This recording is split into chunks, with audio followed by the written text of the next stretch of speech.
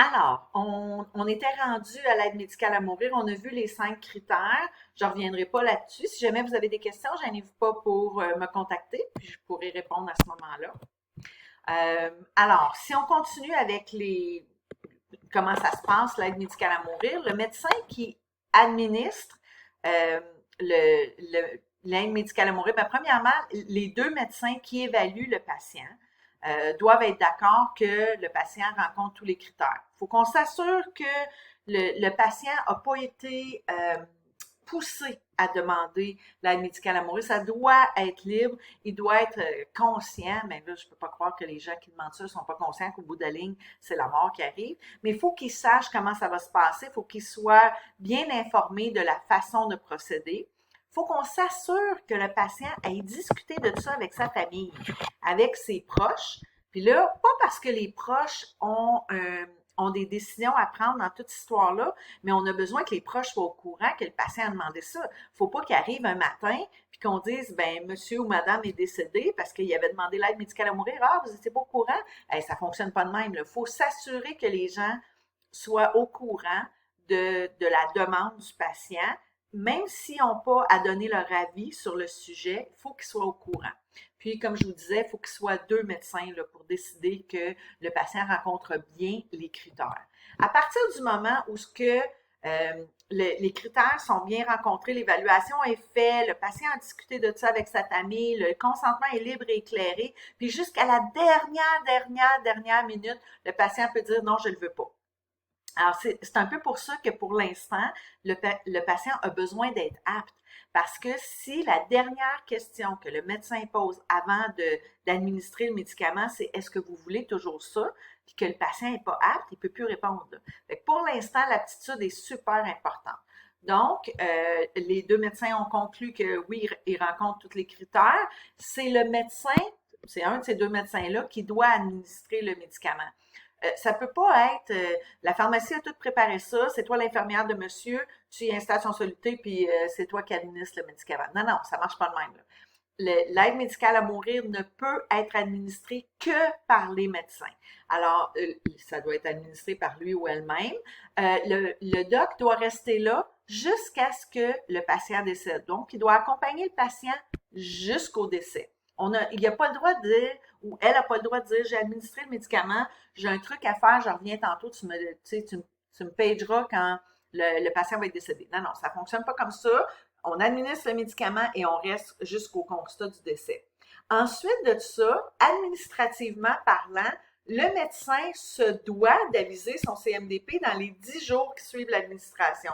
Donc, s'il administre une aide médicale à mourir, il faut qu'il avise son comité des médecins et dentistes et pharmaciens, conseil des médecins et dentistes et pharmaciens de son établissement qui a fait ça. On le fait pour plusieurs raisons. Entre autres, pour garder des statistiques, combien il y a d'aide médicale à mourir qui est administrée dans ce milieu hospitalier-là. Et ensuite, c'est quels les médecins qui sont à l'aise à le faire parce que faut savoir que les médecins ont les mêmes droits que nous. S'ils ne sont pas à l'aise à faire quelque chose, ils ne sont pas dans l'obligation de le faire. Par contre, ils sont dans l'obligation de trouver quelqu'un qui va le faire. Donc, si le médecin est pas à l'aise à administrer l'aide médicale à mourir, il peut pas dire à son patient, ben tu peux pas l'avoir parce que moi je suis pas à l'aise de le donner. Ça marche pas comme ça. Ça sera pas moi qui va vous le donner, mais je vais trouver quelqu'un qui va le donner. Donc, si les médecins avisent tout le temps leur CMDP quand ils administrent ce genre de truc-là, mais ça nous laisse aussi une liste des médecins qui sont à l'aise à administrer l'aide médicale à mourir. Si, bon, là, ça, je viens de dire, si le médecin refuse, il ou elle doit trouver quelqu'un qui va le faire, doit faire la demande à son DG, puis doit s'assurer qu'il y a quelqu'un d'autre qui va le faire. Là. Puis c'est pas dans 6 mois qu'il faut que ça se fasse, c'est maintenant. Euh, Bon, là, j'en ai parlé un petit peu de ça tantôt. Est-ce que le critère d'aptitude devrait rester? Est-ce que c'est quelque chose qui est appelé à changer? Bien oui, c'est appelé à changer parce qu'en ce moment même, on se pose la question. En ce moment même, il y a des comités qui siègent pour savoir est-ce que l'aptitude est vraiment un critère qu'on devrait garder? Est-ce que ça lèse les patients qui savent qu'ils seront plus aptes bientôt? Est-ce que les patients qui ont fait des AVC devraient être en mesure de demander l'aide médicale à mourir? Est-ce que les patients qui ont eu un trauma crânien euh, qui ne sont plus aptes à faire la demande, est-ce qu'ils devraient avoir le droit de faire cette demande-là? Alors, je vous ai mis quelques liens d'articles. Là. Premièrement, les deux premiers, c'est les comités qui sont en cours en ce moment pour étudier la question. Est-ce que l'aptitude devrait rester un critère absolu? Et le dernier, c'est un article sur une jeune demoiselle, parce que vraiment, elle est jeune. Elle est dans la trentaine. Elle a été diagnostiquée avec un Alzheimer de type génétique, donc un Alzheimer qui va se développer assez rapidement. Son père, à elle, dans l'article, si on lit, là, il est mort dans la cinquantaine, dans d'affreuses circonstances. Là. Ça allait vraiment plus bien à la fin. Puis elle, ce qu'elle veut éviter, c'est justement ça. Elle veut pas dire, elle dit qu'elle veut pas mourir maintenant parce qu'elle est consciente qu'elle a encore des belles années devant elle, mais elle veut pas non plus mourir comme son père. Donc, elle voudrait avoir le droit de demander l'aide médicale à mourir d'avance. Et puis, elle fait partie du processus là, d'étude. Alors, si vous voulez lire l'article, je vous ai mis le lien.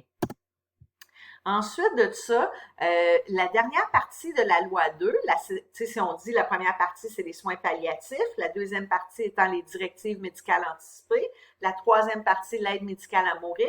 La dernière partie de la loi 2, c'est la sédation palliative continue. La sédation palliative continue, c'est que la personne qui est en fin de vie, qui répond aux mêmes critères que l'aide médicale à mourir, elle veut ne plus souffrir, mais elle n'est pas prête à se faire injecter quelque chose qui va faire qu'elle va mourir immédiatement.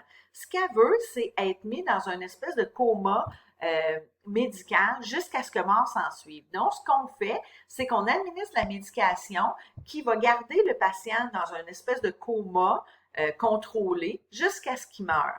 Donc, vous comprendrez que ça va probablement être un peu plus long que la mort arrive. Quand on donne l'aide médicale à mourir, on parle de minutes là, pour avoir la mort, tandis que la sédation palliative continue, bien, ça dépend. Ça peut être quelques jours. On essaye que ce ne soit pas des semaines, là, mais ça pourrait être plusieurs jours, disons. Chaque milieu hospitalier a son protocole, puis c'est tout fait de la même façon un peu que l'aide médicale à mourir, dans le sens que il faut évaluer ces patients-là, voir qui rentrent dans les critères, mais après ça, un coup que la sédation palliative continue est installée, bien, il y a beaucoup de vérifications parce qu'il faut s'assurer que le patient est vraiment sédationné jusqu'à la fin. Donc, au début, là, il y a des vérifications à faire aux demi-heures, genre par l'infirmière.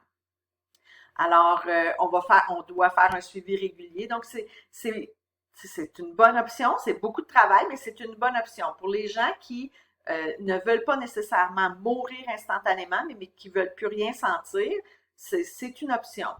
Pour la famille, ça peut être autant positif que négatif. Ça peut être positif dans le sens, il ne mourra pas tout de suite, je vais pouvoir passer du temps même s'il est endormi. Puis ça peut être négatif dans le sens, ça peut prendre plusieurs jours. Quand est-ce qu'il va mourir, on ne sait pas. On reste au chevet du patient tout ce temps-là. C'est quand même assez lourd. Le même principe que l'aide médicale à mourir, dans les 10 jours suivant le début de l'administration de la sédation palliative continue, les médecins doivent aviser leur CMDP qui font ça. Là, on est rendu dans interruption de traitement. Là, j'ai le soleil qui plombe dans mon écran, fait que je ne vois plus combien de temps je suis rendue, mais je pense que c'est encore correct. Alors, interruption de traitement, faut comprendre que tous les patients qui sont aptes et plus de 14 ans ont le droit de consentir à des soins et ont le droit de refuser des soins. À partir du moment où ce qu'on veut arrêter est considéré un traitement, on n'a pas, légalement, il n'y a rien à faire. Le patient peut refuser un traitement. Puis je vais vous donner des exemples un peu plus loin. Vous allez voir là, où est-ce que je veux en venir. Alors, l'interruption de traitement, c'est l'arrêt d'un traitement médical à la demande du patient. Donc, ça prend un consentement. Il faut que le consentement soit libre, il faut qu'il soit éclairé, il faut qu'il n'y ait eu aucune pression, puis que le patient est conscient de l'impact que ça pourrait avoir, parce que des fois, c'est la mort qui arrive au bout de la ligne. Alors, Trois petites situations. La première situation, M. Jean, 35 ans, ça fait 2 ans qu'il y a eu une fracture cervicale, il est quadraplégique, puis il va relativement bien, participe à sa réadaptation, il espère s'habituer, il espérait s'habituer à sa situation, mais aller jusqu'à maintenant, là, ça fait 2 ans, puis il s'habitue vraiment pas. Il a pesé les pour et les contre, il veut mourir. Est-ce qu'il peut se prévaloir de l'aide médicale à mourir? La réponse est non. Pourquoi? Parce qu'il n'est pas atteint d'une maladie grave.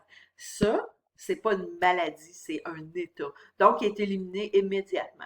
À compter de ce jour, lui, il veut mourir, mais il ne peut pas avoir l'aide médicale à mourir. Fait qu'il se dit, à partir d'aujourd'hui, je vais arrêter de m'alimenter. Je ne vais pas suivre mon programme de physiothérapie. Je vais rester au lit le plus possible. Puis, je vais attendre de mourir. Il refuse tous les soins qui pourraient le maintenir en vie, incluant l'alimentation. L'alimentation étant considérée un soin. Donc, est-ce qu'il a le droit de faire ça? Est-ce que ça peut être considéré un refus de traitement? La réponse est oui. Alors, monsieur, s'il a eu toute l'information, monsieur est apte, monsieur a eu l'information, donc son consentement est éclairé, et il n'y a personne qui l'a poussé à prendre cette décision-là, son consentement est libre, il a le droit de faire ça. Est-ce que ça va prendre du temps avant que monsieur décède? Ça va être très long, parce que mourir de faim, c'est très long. Mourir de soif, c'est un petit peu plus rapide, mais mourir de faim, alors s'il refuse de boire aussi, ça va être un petit peu plus rapide. La deuxième vignette, Madame Haché, 58 ans, insuffisante rénale depuis 10 ans, dialysée depuis 6 ans. Si elle fait de la dialyse, là, elle va 3 fois par semaine à l'hôpital. Ça dure entre 4 et 8 heures à chaque fois qu'elle y va. Ça veut dire qu'elle passe beaucoup de temps à l'hôpital pour faire de la dialyse. Ce matin, son traitement est arrêté parce que sa fistule artério-veineuse qu'on utilise pour faire la dialyse, elle est bloquée. Pour en faire une autre, il faut enlever la fistule, en faire une autre, puis tout ça, ça se fait au bloc opératoire. Donc, c'est une autre chirurgie. Ça fait 3 fois dans le dernier mois que ça lui arrive, ce truc-là. Madame Haché a dit à l'infirmière, moi, j'en veux plus d'autres fistules, je veux arrêter mes traitements d'hémodialyse. Est-ce qu'elle a le droit de faire ça? Elle a le droit, parce que Madame Haché, elle a 58 ans, donc elle est majeure. Là, on ne le dit pas là-dedans, mais elle est apte.